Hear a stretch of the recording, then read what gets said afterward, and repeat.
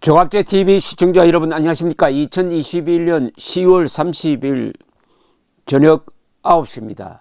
이어령 이화여대 명예석좌 교수가 쓴 고 노태우 전 대통령을 추모하는 조시 영전에 바치는 질경의 꽃 하나의 의미가 화제가 되고 있습니다. 읽어보니까 잔잔한 감동이 옵니다.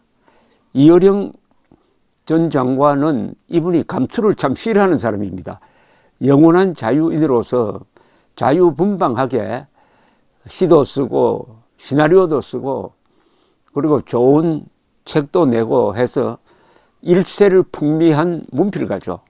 그런데 이분을 문화부 장관으로 임명을 해서 2년 동안 일하도록 만든 분이 노태우 대통령이었습니다. 이 두 분과의 관계에 대해서는 제가 조금 이따 설명을 드리고, 이분이 지금 몸이 편찮으신데 서울대학교 병원 장례 예식장으로 오셔가지고 직접 이 유족들에게 이 시를, 조시를 전했다고 합니다. 이렇게 말씀하셨네요. 이어령 교수가 내가 몸이 성치 않아서 옛날같이 글을 쓰지 못하고 컴퓨터 입력도 어려워 음성 입력으로 쓰다 보니 부끄러운 글을 되풀이할 뿐이다 라고 했답니다.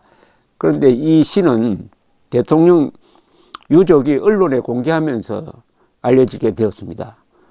영전에 바치는 질경의 꽃 하나의 의미. 남들이 고인의 영전에 국화 한 송이 바칠 때에 용서하세요. 질경의 꽃 하나 캐다 올리겠나이다. 하필 마찻길 바퀴 자국 난 굳은 땅 골라서 뿌리 내리고 꽃 피운다 하여 차화, 자동차 할 때 그 차입니다. 꽃화자, 차화라고도 부르는 잡초입니다. 독재와 독선, 역사의 두 수레바퀴가 지나간 자국 밑에서 어렵게 피어난 질긴 질경의 꽃 모습을 그려봅니다.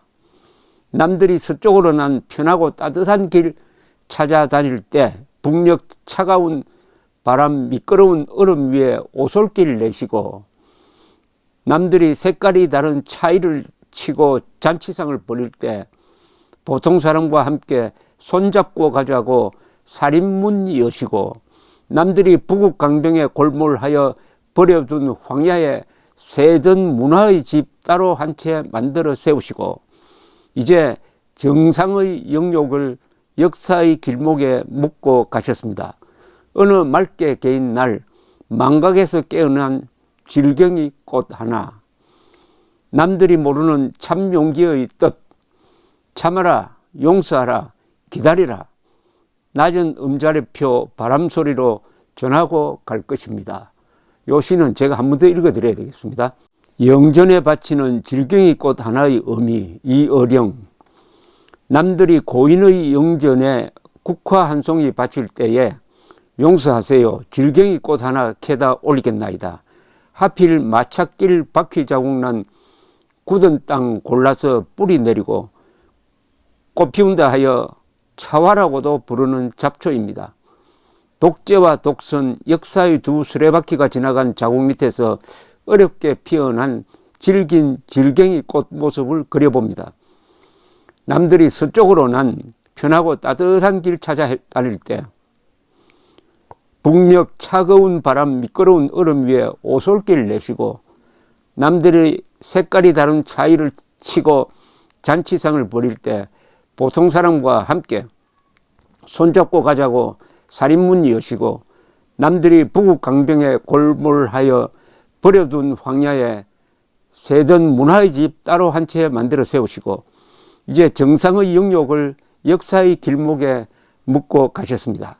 어느 맑게 개인 날 망각에서 깨어난 질경의 꽃 하나. 남들이 모르는 참 용기의 뜻.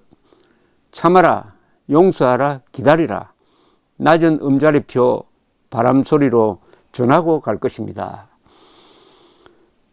여기 질경의 꽃은 여기 설명이 다 되어 있습니다.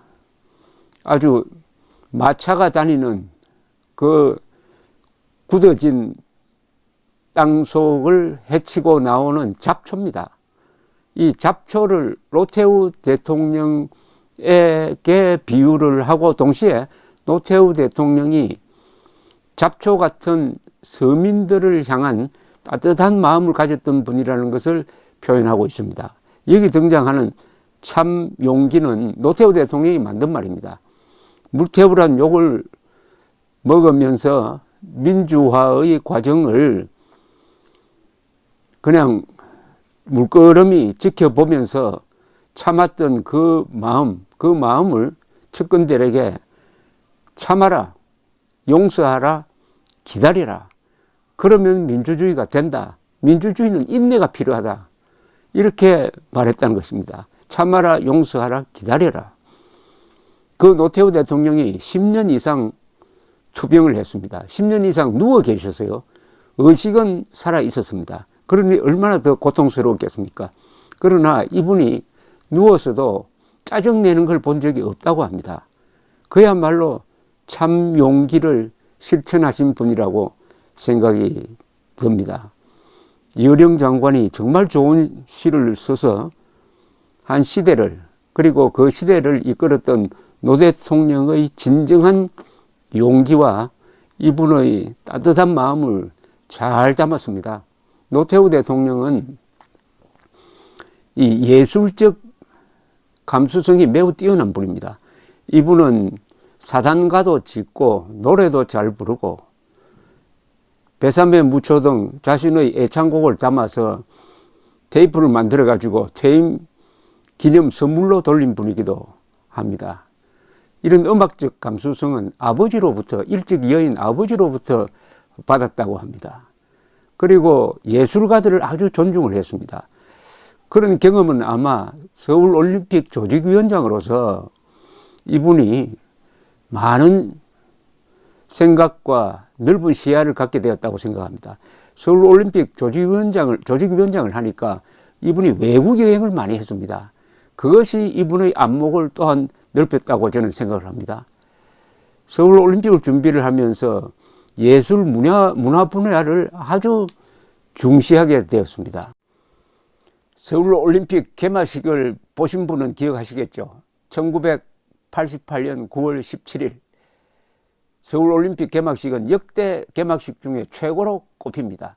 그 개막식을 아주 그 개념을 잡고 잘 설계한 분 중에 한 분이 이어령 전 장관입니다.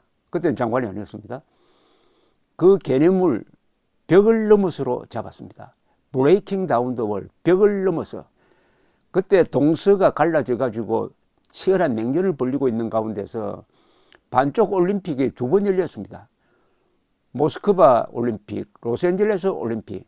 그러나 한국에서, 더구나 분단 국가에서 하는 이 올림픽만은 반드시 세계가 하나가 되어야 되겠다 해서 벽을 넘어서 인종의, 이념의 벽을 넘어서 하나로 만들자 하는 위대한 메시지를 담은 데 결정적 역할을 한 사람이 이어령 장관입니다. 그리고 이 이어령 장관을 알아주신 분이 노태우 조직위원장, 그리고 박세직 장군이 저에게 한 이야기가 있습니다. 이 올림픽을 준비하면서 가장 중점으로 보았던 것이 개막식이라고 했습니다. 올림픽 개막식이 바로 한국을 보여줄 수 있는 절호의 기회다. 그 시청률이 얼마나 높으냐. 개막식에 성공하면은 올림픽 70%는 성공한다. 근데 그 개막식의 테마를 벽을 넘어서로 잡은 사람이 바로 이어령 장관이고, 거기에 맞춰가지고 만든 노래가 코리아나 그룹이 불렀던 손에 손잡고 벽을 넘어서죠. 브레이킹 다운 더 월. 놀라운 통찰력과 예언력을 가진 노래입니다. 이 노래는 1988년 벽을 넘어서 서울올림픽이 성공하고, 서울올림픽의 성공이 동구 공산권 붕괴의 한 계기가 되었고, 1989년 11월 9일 베를린 장벽이 무너졌습니다. 바로 그 베를린 장벽을 무너뜨린 동서독의 젊은 사람들이 그 현장에서 불렀던 노래가 브레이킹 다운 더 월, hand in hand, 손에 손잡고 였습니다.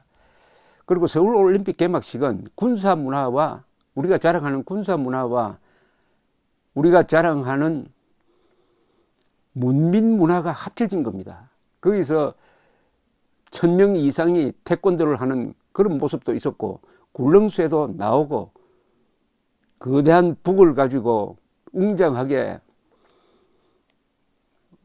소리를 내고 하는, 그게 다 한 덩어리가 되었는데, 이것은 문민 문화와 군사 문화가 합작한 겁니다.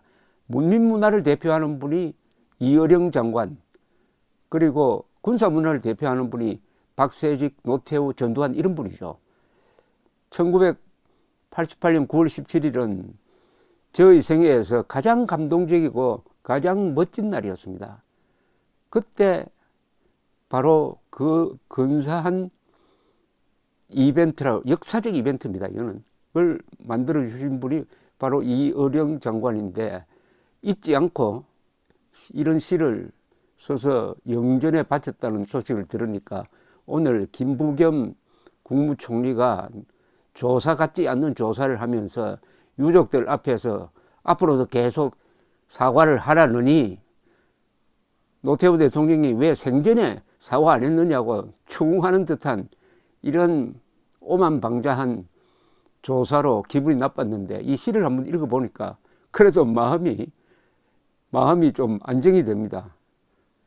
이 예술은 이렇게 영혼을 구제하는 위대한 힘을 갖고 있습니다. 거듭 서울올림픽을 성공시킨 전두환 대통령, 노태우 대통령, 박세직 조직위원장, 이어령 선생 같은 분들께 감사를 표하지 않을 수가 없습니다. 감사합니다.